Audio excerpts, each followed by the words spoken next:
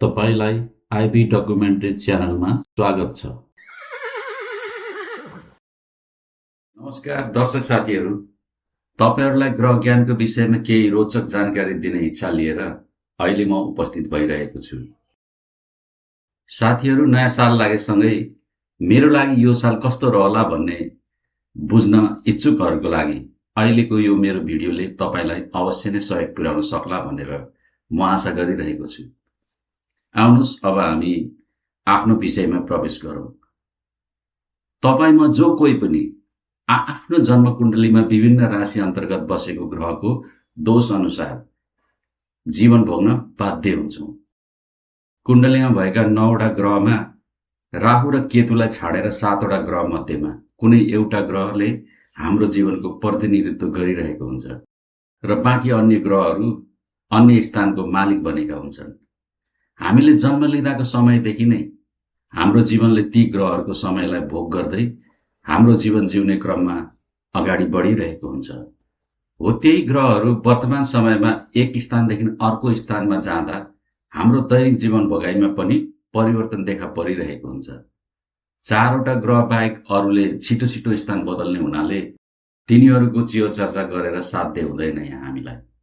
तर 4वटा ग्रहहरू चाहिँ मन्द गतिका हुनाले वर्षौं समय लाग्दछ तिनीहरूलाई एउटा स्थानदेखि अर्को स्थानमा जानु।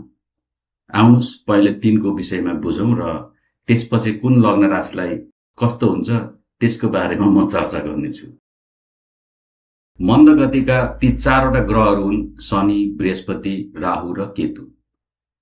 4 मध्ये बृहस्पति ग्रहले यही मिति 2083 साल जेठ 19 गते जुन 2 तारिकको दिन आकाशमा आफ्नो घर बसाई बदल्दैछ। बृहस्पति अब मिथुन राशिबाट अघि बढ्दै कर्कट राशिमा जानेछ।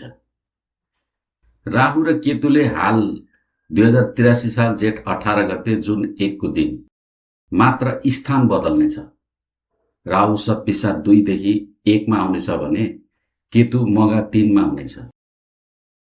6 महिनापछि मङ्सिर 20 गते डिसेम्बर 5 तिरको दिन यिनले पनि घर बदल्नेछ। राहु 11 बाट 10 राशि मकरमा आउनेछ, केतु 5 बाट 4 राशि कर्कटमा जानेछ। अब रह्यो शनि ग्रह। शनि ग्रह 2027 जुन 2 तारिकको दिन 2084 साल जेठ 19 गते 1 वर्षपछि शनिले पनि आफ्नो घर बदल्नेछ। शनि 12 राशि मीनदेखि 1 राशि मेषमा जानेछ।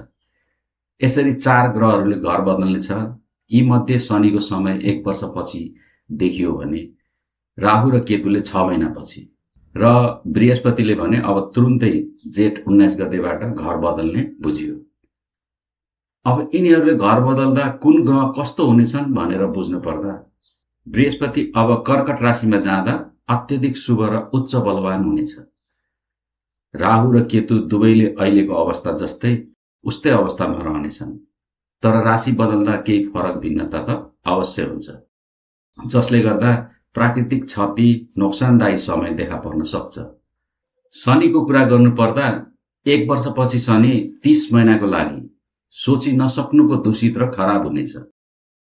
जो जसको जन्म अनुसार शनि ग्रह सुख, शिर, भाग्य, बुद्धि, विवाह, कर्म, धनको कारक बनेको छ र त्यो समयमा शनि ग्रहको महादशा या अन्तर्दशाको समय उसको लागि चलिरहेको हुन्छ, उसको लागि समय धेरै खराब बनेर देखा पर्नेछ। शनिको विषयमा पछि चर्चा गरौँला। अहिलेलाई म वर्तमान समयको विषयमा चर्चा गर्दछु। आज मिति 2083 साल वैशाख 28 गते सोमबार मे 11 तारिकको दिन जुन अहिले म भिडियो सुट गरिरहेको छु क्यामेराको अगाडि बसेर।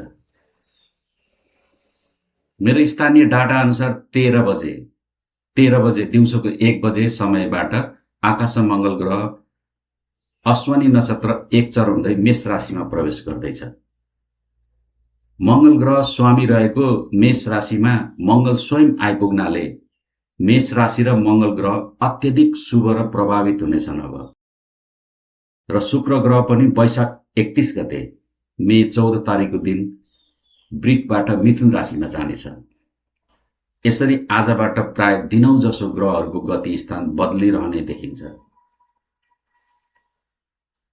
कोही नक्षत्र स्थान बदल्दैछन् भने कोही राशि घर स्थान बदल्दैछन्। अब म तपाईलाई ती ठूला ग्रहहरूको बदलिदो अवस्थाको बारेमा बताउनेछु। मैले पहिले नै भनिसकेको छु, बृहस्पति ग्रह अब कर्कट राशिमा आएपछि अत्यधिक शुभ हुन्छ भनेर। यो कर्कट राशिमा पहिलो नक्षत्र पुनर्वसुको अन्तिम 4 चरण यो राशिको लागि पहिलो स्थान हुनेछ। यसको क्षेत्रफल 3.20 डिग्री हुनेछ। पुनर्वसु नक्षत्रको स्वामी ग्रह बृहस्पति भएको हुनाले बृहस्पति ग्रह कर्कट राशिमा प्रवेश गर्न साथ यही 3.20 डिग्री भित्र पुनर्वसु नक्षत्रमा बृहस्पति ग्रह रहने हुन्छ। यो समयले धेरैको दैनिक जीवन भोगाइमा परिवर्तन ल्याउनेछ र यो समय भनेको मात्र 17 दिनको हुनेछ। त्यसपछि बृहस्पति ग्रह पुनर्वसु नक्षत्रदेखि अगाडि बढ्दै तिखे नक्षत्रमा प्रवेश गर्नेछ। कर्कट राशिमा बृहस्पति ग्रह शुभ उच्च हुँदा हुँदै पनि विशेष यो 3.20 डिग्री भित्रमा बृहस्पति अत्यधिक धेरै शुभ रहनेछ। यो बृहस्पति शुभ उच्च हुँदा कस्तो हुन्छ भनेर सोच्दै हुन्छ भने सुन्नुहोस्, म बताउँदैछु। बृहस्पति ग्रहको गुण र दोष अनुसार जीवको उत्पत्तिमा वृद्धि हुनु, जीवको संरक्षण हुनु, विनाशको भयदेखि मुक्त रहनु, धर्म संस्कृतिको झगडा हुनु, बौद्ध भिक्षु जोगी महाराज राजा देवता तथा अग्रज मानव जीवले मान सम्मान प्राप्त गर्नुहुनेछ। हरेक मानव जीवनले बुद्धि विवेक प्राप्त गर्न पाउने अवसर प्राप्त हुनेछ। समग्रमा भन्नुपर्दा मानव जीवन भोगाइले सत्कर्म प्राप्त गर्ने अवसर प्राप्त हुँदैछ। अब बृहस्पति ग्रह कर्कट राशिमा हुँदा कुन राशिलाई कस्तो समय भोगाइ हुन्छ भनेर बुझाउने छु म। हामी र हाम्रो समय शुभ अशुभ बनाउनमा एउटा मात्र ग्रहको कारणले चाहिँ कदापि हुँदैन। बृहस्पति शनि राहु केतु जस्ता ठूला ग्रहको दोष उनीहरूको आफ्नो समयभित्र उनीहरूले गहिरो र गम्भीर रूपमा दोष दिइरहेका हुन्छन्। त्यही दोषलाई कार्य तथा घटनाको रूपमा समय निर्धारित गर्न थप सहयोग पुर्याउँदै अन्य ग्रहको बल मिसिन आइपुगेको दिनको समयमा समयले आकस्मिक रूप लिइरहेको हुन्छ। त्यसैले बृहस्पतिद्वारा शुभ अशुभ फल प्राप्त गर्नलाई पनि यसरी नै समयको प्रतीक्षा गर्नुपर्ने हुन्छ। बृहस्पति कर्कटमा गयो भन्दैमा भोलि नै केही पाइहाल्ने र भइहाल्ने समय बनेको हुँदैन। म पहिले यहाँ मात्र बृहस्पतिको अवस्थालाई हेरेर यो वर्ष कसलाई कस्तो हुन्छ भनेर बताउने छु। त्यसपछि जुन 2 देखि जुन 19 भित्र 2 सप्ताहभित्रको समयमा समग्र ग्रहहरूको मिसावटबाट कुन राशिलाई कस्तो समय बनेर देखा पर्ने रहेछ भनेर पनि बताउने छु। बृहस्पति आकाशमा कर्कट राशिमा हुँदा हामी विभिन्न लग्न राशि अनुसारलाई हेरेर भन्नुपर्दा मेषको लागि घर गाडी विद्या हृदय सुख प्राप्त हुनेछ। वर्षौंदेखि रोकिएको काम पूरा हुनेछ। घर बाहिरको यात्रा पनि गर्नुपर्ने हुन सक्छ। वृकको लागि साथी समाज प्रति नजिक रहनुपर्ने हुनाले आफ्नो क्रियाकलाप अनुसारको शुभ अशुभ फल पाउनुहुनेछ। मिथुनको लागि यो साल कर्म लाभ गराउने हुनाले कामकाज प्रति ध्यान दिनुहोस् भन्दछु म। कर्कटको लागि यो साल आफ्नो अधुरो कार्य पूरा गर्न सक्रिय रहनुहोस्। तपाई यो साल तपाईले सोचेको कुरा पूरा हुने अवसर मिल्नेछ तपाईलाई। सिंहको लागि सन्तान बुद्धि योजना बाहिर रहनुले समस्या नजिक हुनेछ, तर घर गाडी विद्या हृदय सुखमा भने कमी हुने छैन। कन्याको लागि बृहस्पतिले कामकाज र पार्टनर लाभको अवसर दिनेछ। समाज साथीलाई सहयोग गर्न अवसर प्राप्त हुनेछ। तुलाको लागि साथी समाज र आफ्नो जाँगर अनुसार काम गर्नुपर्नेछ, तर कर्म बापत धन प्राप्तिको योग भने बनि नै रहनेछ। वृश्चिकको लागि आफ्नो बुद्धिको कारण सौभाग्य चम्किने अवसर मिल्नेछ। त्यसलाई प्राप्त गर्न सक्नु या नसक्नु त्यो चाहिँ तपाई आफैमा भर पर्ने हुन्छ। धनुको लागि पहिले तपाईले आफ्नो स्वास्थ्य तथा शरीरको जतन गर्ने विषयमा सचेत रहनुहोस्। बाँकी घर गाडी विद्या हृदय सुख प्राप्त गर्न सफल रहनुहुनेछ। साथै तपाईको समय घर बाहिरसँग सम्बन्धित रहन सक्छ। घर बाहिरको यात्रा लाभ पनि हुनेछ। मकरको लागि पार्टनर साथी समाज जस्ता विषयले तपाईलाई मानसिक तनाव दिनेछ। होशियार रहनुहोस्। कुम्भको लागि सञ्चित धन तथा आय आम्दानी बाहिर जाने बहाना बनिरहनेछ। होस पुर्याउनुहोस्। मीनको लागि बुद्धि, सन्तान, योजना, भाग्य, धर्म, पिता, शिर सम्मान जस्ता महत्त्वपूर्ण कुराको लाभ प्राप्त गरेर तपाईँ अत्यन्तै खुसी र सुखी रहनुहुनेछ। आफूलाई ओस्याएर नराख्नुहोस्, सधैँ क्रियाशील रहनुहोस्। समग्रमा हेर्दा 4, 8, 12 लग्न राशिको लागि अत्यन्तै शुभ रहनेछ।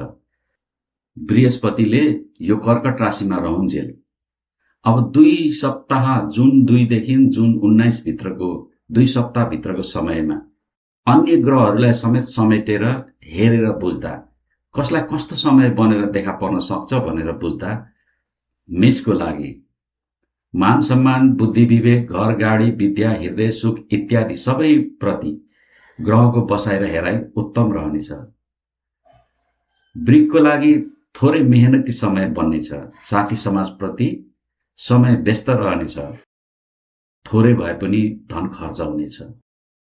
मिथुनको लागि शिर सम्मान लाभ, धन बोली बाढी स्थान सक्रिय हुनाले आय व्यय सञ्चित जस्ता विषयमा समय देखा पर्नेछ।